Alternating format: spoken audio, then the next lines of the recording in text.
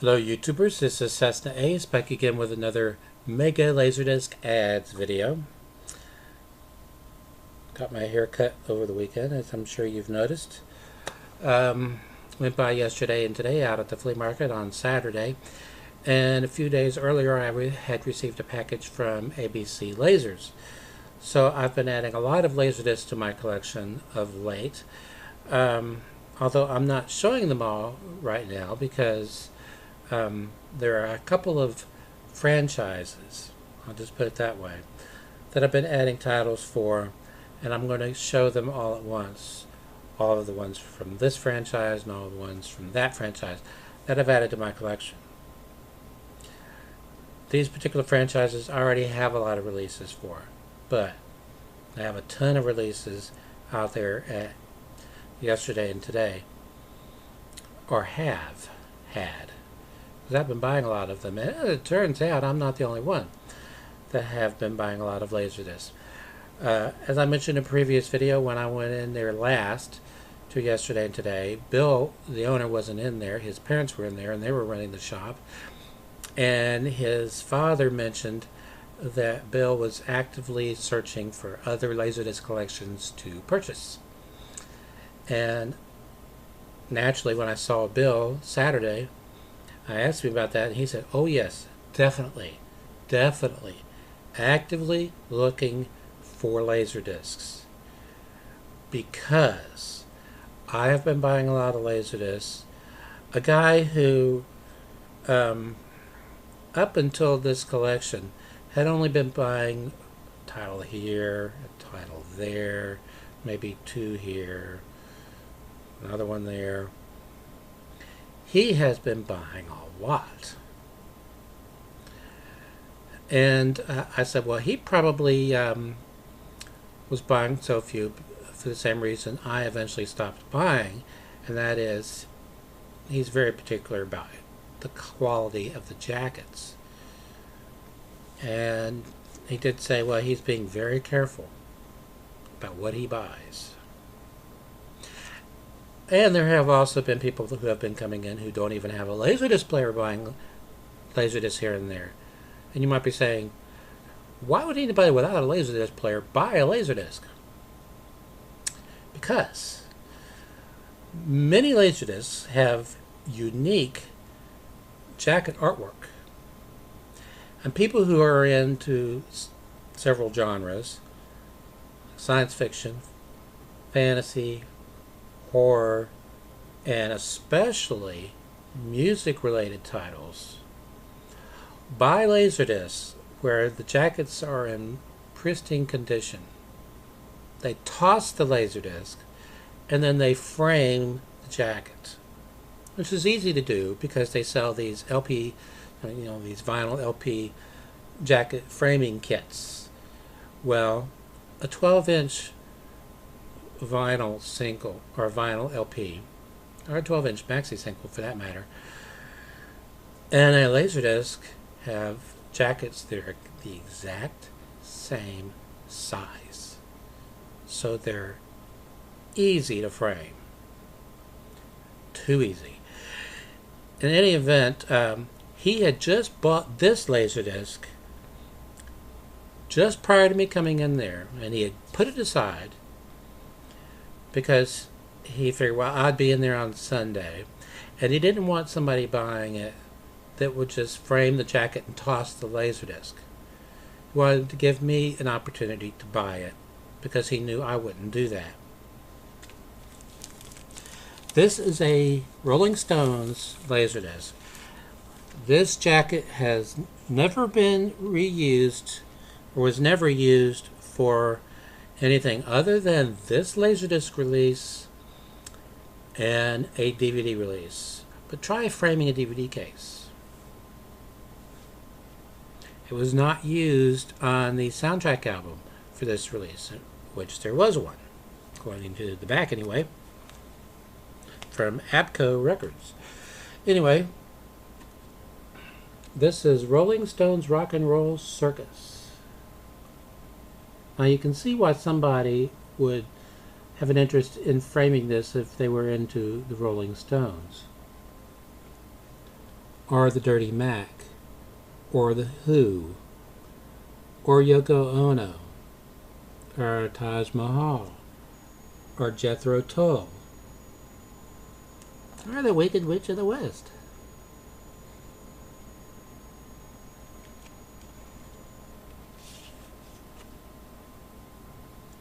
This LaserDisc release is from ABCO, and they produced this film, which runs about 58 minutes actually. So they could have gotten it on one side. I wonder if it's in CAV and I just haven't noticed that it is.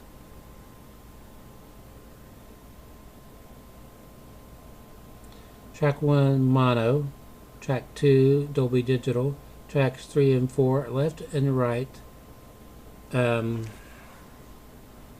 Discrete stereo for best results bypass Dolby. Copyright 1995, ABCO Films. Actually, it says running time 65 minutes. So never mind what I said earlier. ABCO release 1003-1. Now this next one, I had picked it out, even though I was fairly certain I already had it on LaserDisc, and I put it on my stack at the counter, and a guy came in, an older gentleman, meaning older than me, came in and he said, "How much?" And Bill said, "Well, you do know this is not a vinyl LP, right? This is a laser video disc.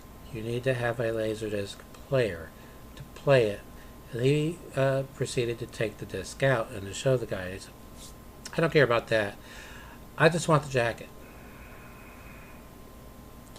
Well, as it turns out, I didn't already have this on LaserDisc. I have it on DVD, and I have it on VHS, but I don't have it on LaserDisc. This jacket is in really nice condition, too. Anyway, Bill said, "Well, you'll have to take it up with that gentleman over there, because he's already picked it out." And I said, "It's not for, I don't want to sell it. I mean, I'm going to buy it." And he said, "Well, okay then." Memphis Belle. This was released, I believe, twice on LaserDisc in the US, and was released in several other countries. I was kind of surprised to learn that it had been released on LaserDisc in Germany, but then 1941 was released on LaserDisc in Japan, so there you go.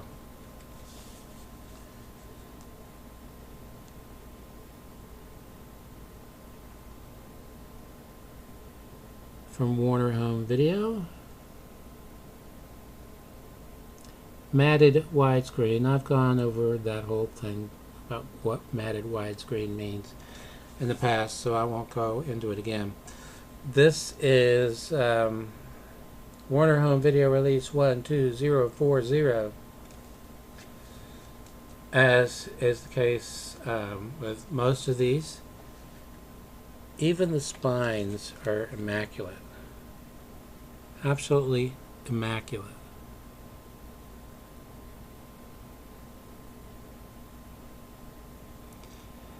But as he's actively searching for other collections to buy, there'll be more awesome LaserDiscs coming. Although I haven't even scratched the surface of what he already had from this collection that he had bought.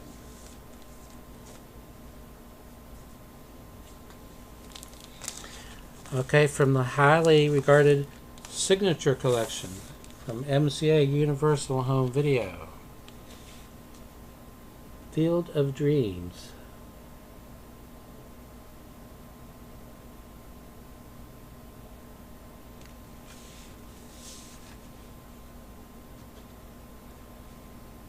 And a beautiful gatefold jacket.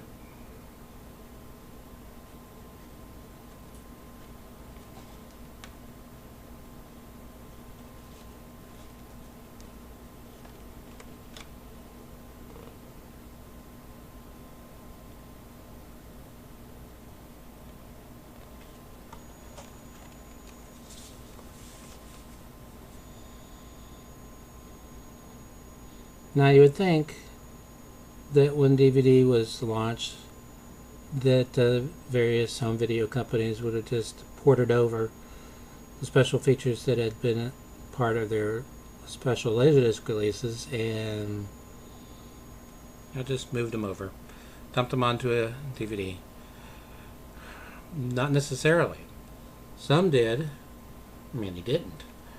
And even if you come across like this one that has a running commentary track with the director, you might come across the DVD release with a running commentary by the director. It may not be the same running commentary.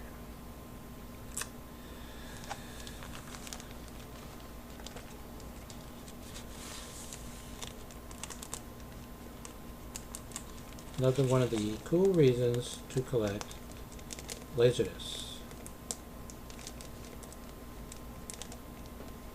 Okay, I'm having trouble with this one cooperating, so I will deal with you later.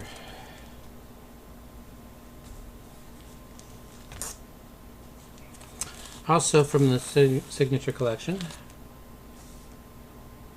this one doesn't say MCA Universal Home Video, it says Universal Studios Home Video. This is what they adopted when they transitioned to DVD. So this is, I guess, a late release. The Jackal.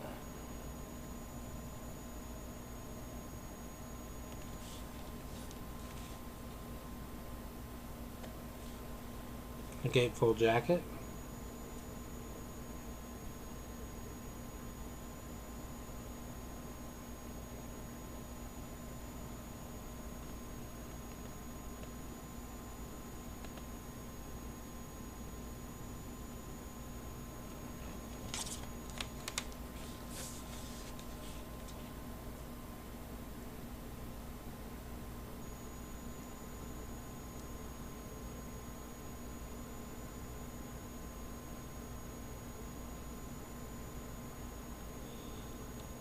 Being a film buff, I immediately noticed that it says Mutual Film Company.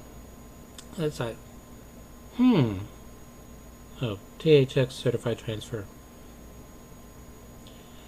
Because Charlie Chaplin made a lot of films for the Mutual Film Company back in the silent era. And that company disappeared.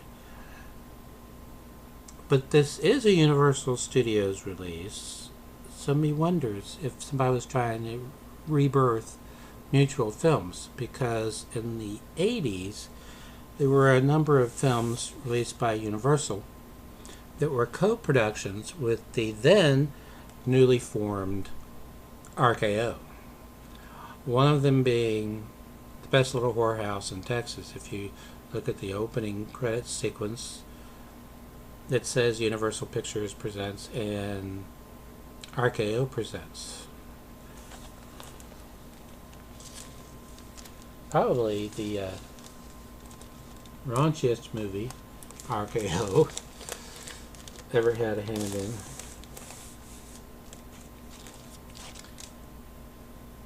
Universal Studios Home Video, release 43156. I have quite a lot of releases from Vestron Video with their trademark and quite unique border. They use that same border design on their CED releases. Can you tell? Paul Newman is in this film.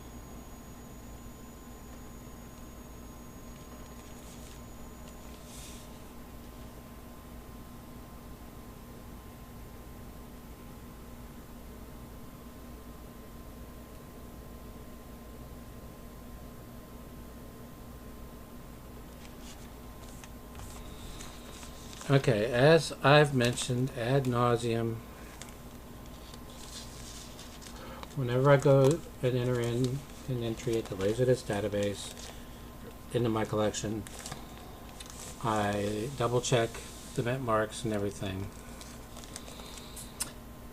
And this would have been a red flag even if I hadn't gotten into the habit of doing that, because The mint marks for this title mentioned at the LaserDisc database indicated that it was manufactured by WEA Manufacturing. In fact, they're a U.S. facility. They had two LaserDisc manufacturing facilities, one in the U.S. and one in Germany. However, I noticed that on my copy of McCabe and Mrs. Miller from Warner Home Video, letterboxed, the jacket says manufactured in USA by Pioneer Video Incorporated, and the labels on the discs do as well. That doesn't necessarily mean they were made by Pioneer, because I have some that said they were made by Pioneer and they were made by WEA, and some that say they were made by WEA and they were made by Pioneer.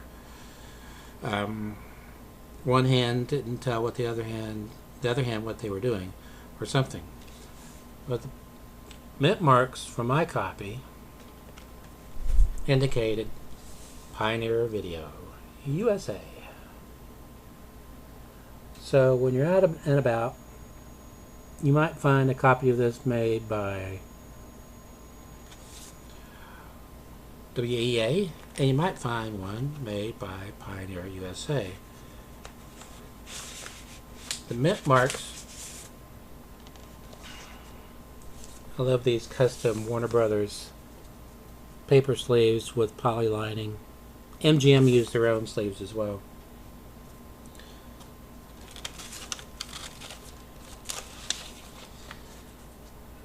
The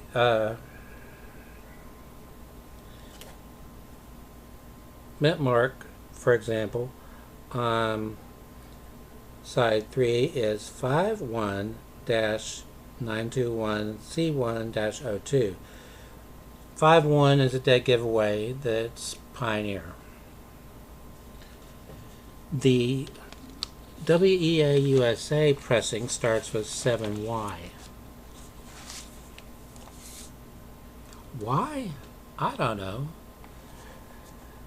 Because we like you. Sorry, saw too much of the Mickey Mouse Club growing up.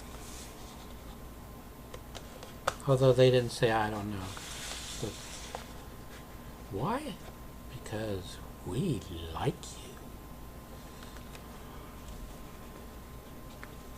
you. M-O-U-S-E.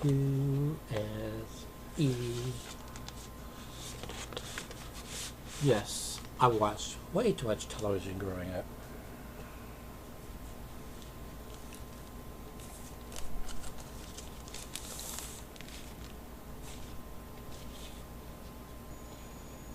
Two-minute warning.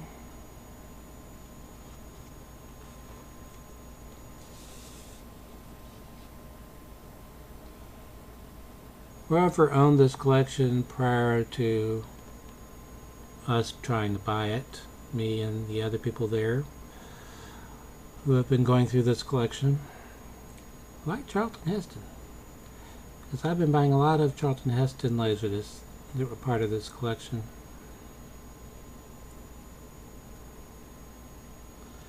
This is MCA Universal Home Video Release 40622.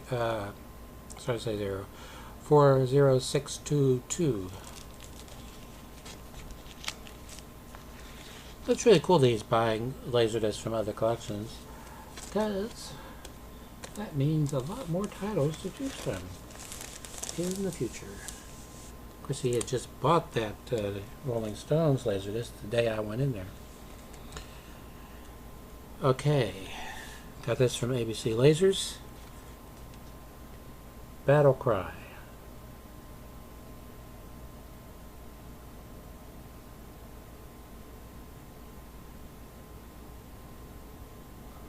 Only paid a few dollars for this. Is in the usual excellent condition from ABC Lasers.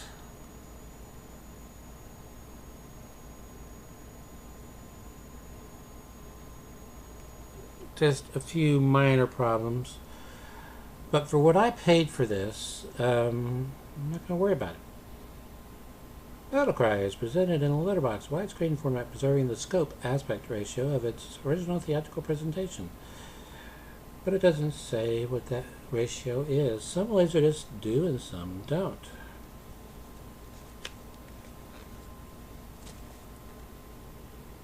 Three sides from Warner Home Video. No gatefold jacket. Release 11153.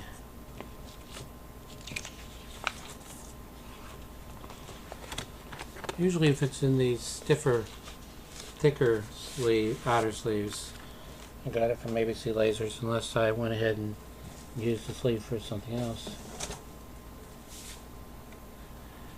This is a title that was released on LaserDisc more than once, in the US more than once. Grease. I'm sure this is a title that somebody somewhere would want to frame.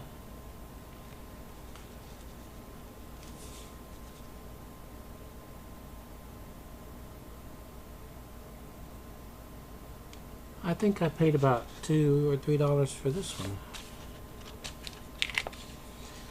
This is the earlier release. I believe there was a later release that had AC3 Dolby Digital, but I might be thinking of a different title. So don't go by me.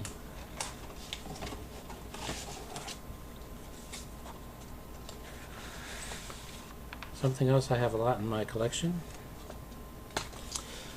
Clint Eastwood movies. The Enforcer.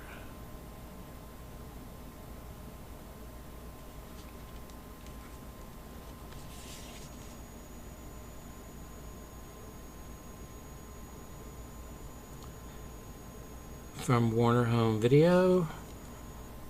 Release 11082.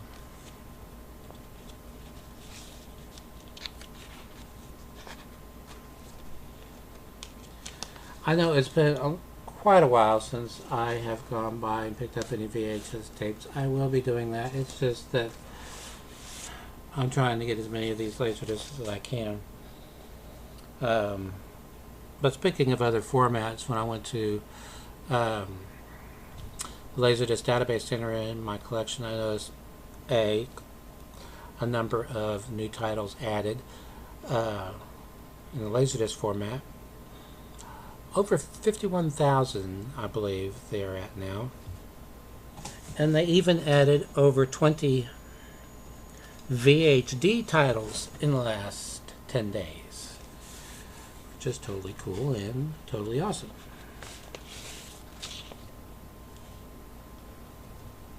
Stalag 17.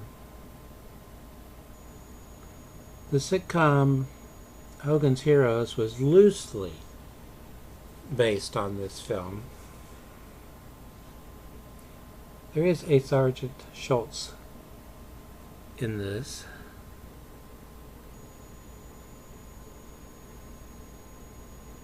But this film is not played for laughs.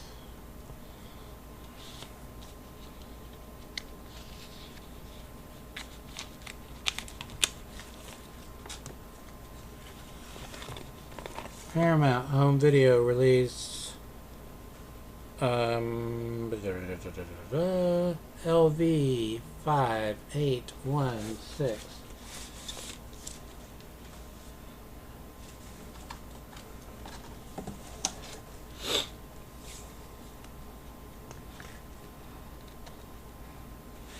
Our film critic Roger Ebert has a whole list of rules, you know, guidelines, whatever, that films that feature as part of the ad campaign pictures of the actors in them, just a whole list of pictures there or whatever, aren't good films. But in the case of this film, I would disagree. This is a good film. A Bridge Too Far, directed by none other than Richard Attenborough. I have this one on DVD.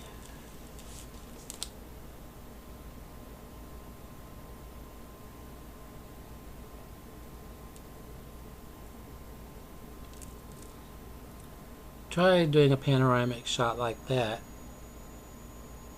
on a DVD insert or something. It would have to be so small that you wouldn't be able to make out much.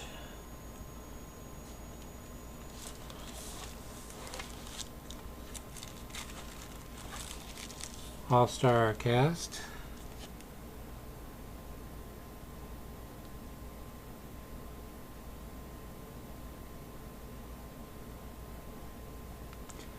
I love Hardy Kruger.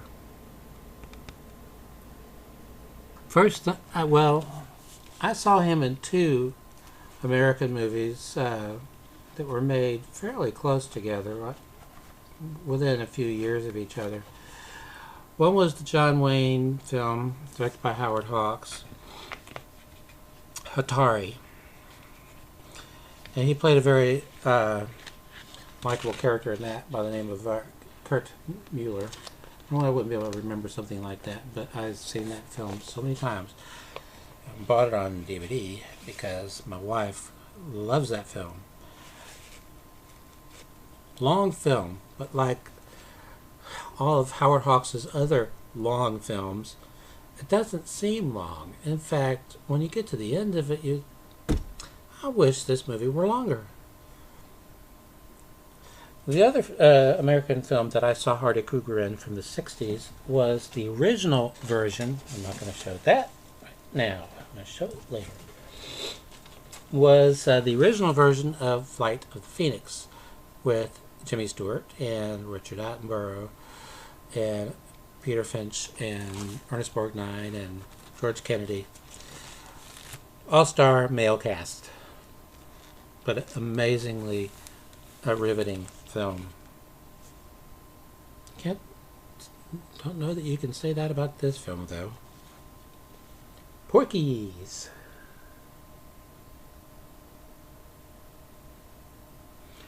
Immortalized in one of Weird Al Yankovic's songs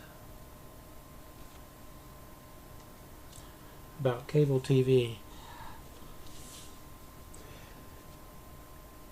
You'd seen Porky's 47 times that week, or however the lyric goes.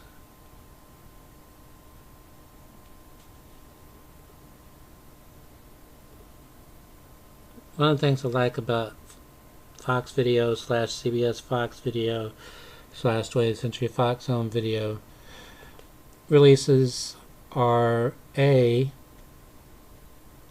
they're uniform. They have screenshots that run along the top, and then copious liner notes. Those that aren't in bold print discuss the plot of the film, and then highlighted are production tidbits. A little info on the production of the film. They are were fairly consistent with that for a long time. They would even put the catalog reference number in the same place. CBS Fox Video release 1149-80. Some of their re-releases have the suffix -85 instead of 80. Anyway.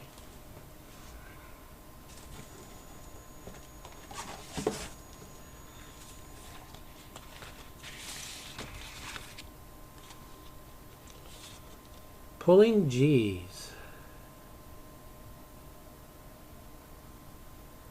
An immersion video experience. This is in CAV and it's published by Optical Data.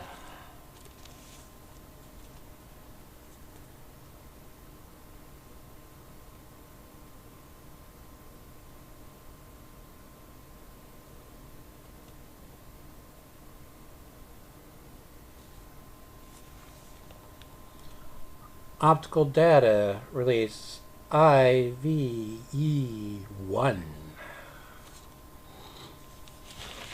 By the way, when I was at the LaserDisc database, I noticed that they had updated 2 titles in a series I didn't know existed. The History of Video Games, which was a series released in Japan in the early 90s. 3 volumes, if I remember correctly. One was on Bandai, one was on Taito, the other one Capcom. Doesn't mean that there wasn't a volume 4 or a volume 5. One thing I've learned about the LaserDisc database is no matter how many titles are listed, more get added. Bill Murray and Quick Change.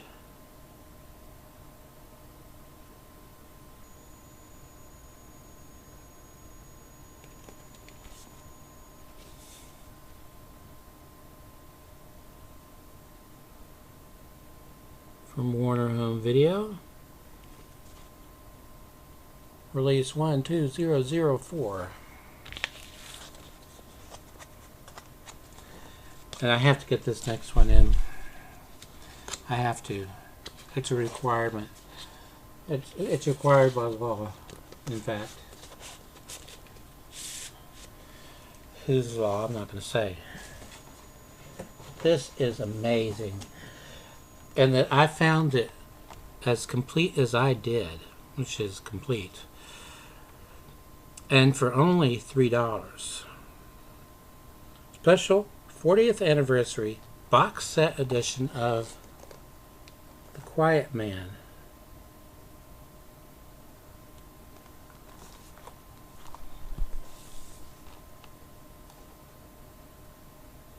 I don't know if you can tell or hear all of the contents inside sliding about.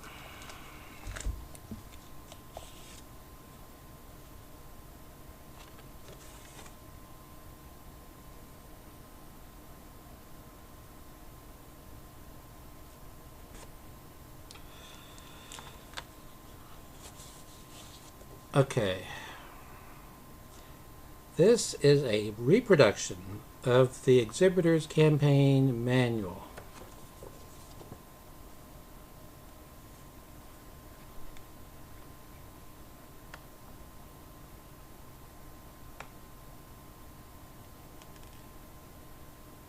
Really, really cool stuff, I must tell you. In fact, I did tell you.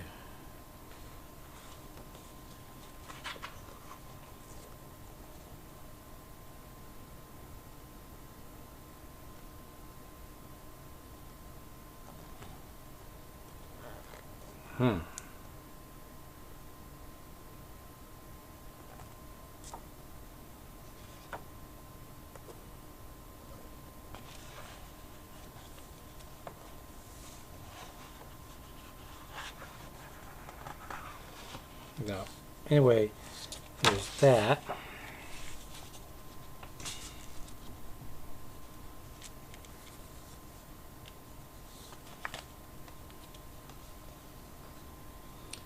A reproduction Quiet Man lobby card.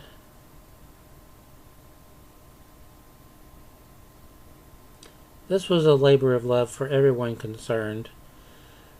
This was a rarity for Hollywood back then, and a real rarity for Republic.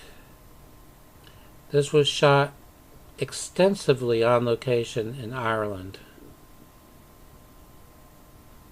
And another extravagance that Republic generally didn't go in for was that it was shot in Technicolor.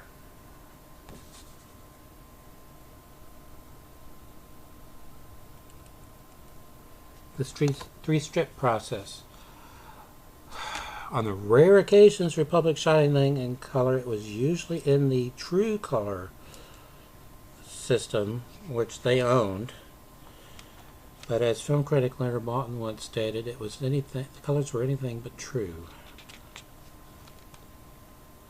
So that was another thing. Republic didn't want to pay the licensing fee and the pay for a consultant and everything from Technicolor when they own their own process, as bad as it was.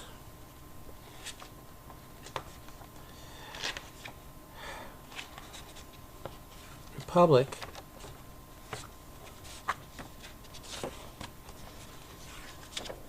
poster. Republic didn't think this movie would make back its return, so they hedged their bets. First of all, they said it had to star John Wayne, which was no problem for John Ford, who had worked with Wayne many times before. But they also wanted him to make a quickie Western in black and white that had a budget so low it couldn't help but make money. It was a big hit and made a ton of money. They were expecting to take a loss on The Quiet Man, but The Quiet Man was a huge hit and made a lot of money and garnered probably more Academy Award nominations than I would imagine. I put that on upside down, I think. And I would imagine all the other pictures from Republic Pictures combined. Yeah, that's more like it.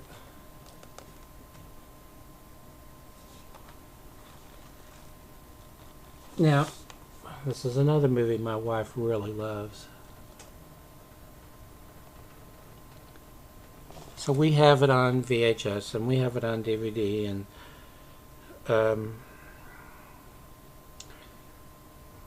we already have as an introduction by film critic Leonard Maltin, but I'm not saying if that's the case here. I haven't watched this yet.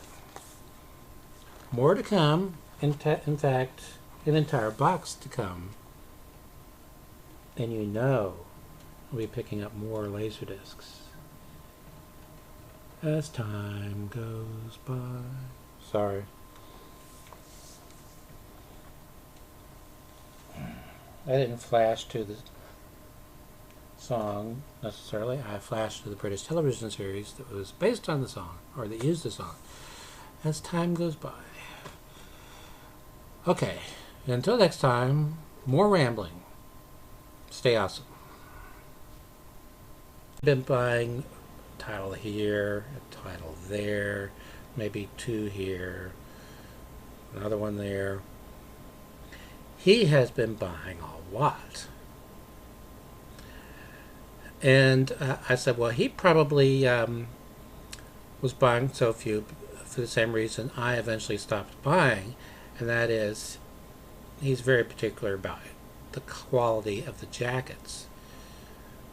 And he did say, well, he's being very careful about what he buys. And there have also been people who have been coming in who don't even have a LaserDisc player buying LaserDisc here and there. And you might be saying, why would anybody without a LaserDisc player buy a LaserDisc? Because many LaserDiscs have unique jacket artwork. And people who are into several genres, science fiction, fantasy, horror, and especially music-related titles, buy LaserDiscs where the jackets are in pristine condition. They toss the LaserDisc and then they frame the jacket, which is easy to do because they sell these LP, these vinyl LP jacket framing kits. Well, a 12-inch vinyl single, or a vinyl LP, or a 12-inch maxi single for that matter, and a LaserDisc have jackets that are the exact same size. So they're Hello YouTubers, this is Cessna Ace back again with another Mega LaserDisc ads video. Got my hair cut over the weekend, as I'm sure you've noticed. Went by yesterday and today out at the flea market on Saturday, and a few days earlier I had received a package from ABC Lasers.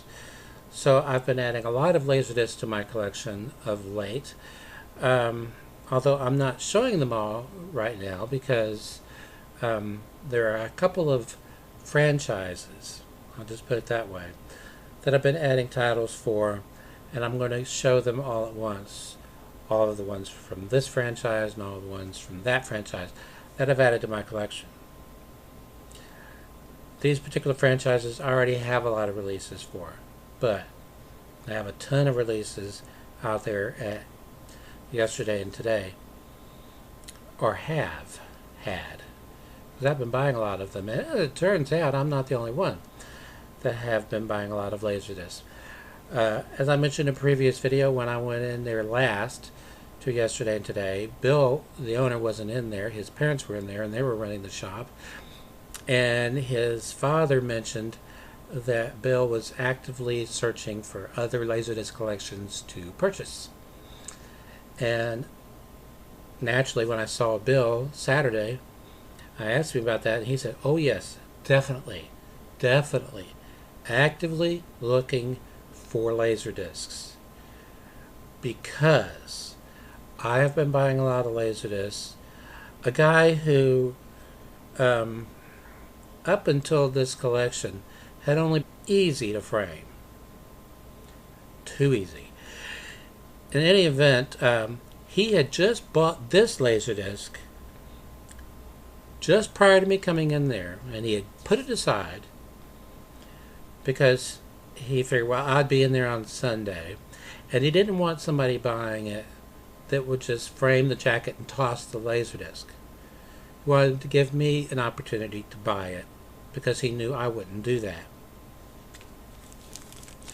This is a Rolling Stones LaserDisc. This jacket has never been reused, or was never used for anything other than this LaserDisc release and a DVD release. But try framing a DVD case. It was not used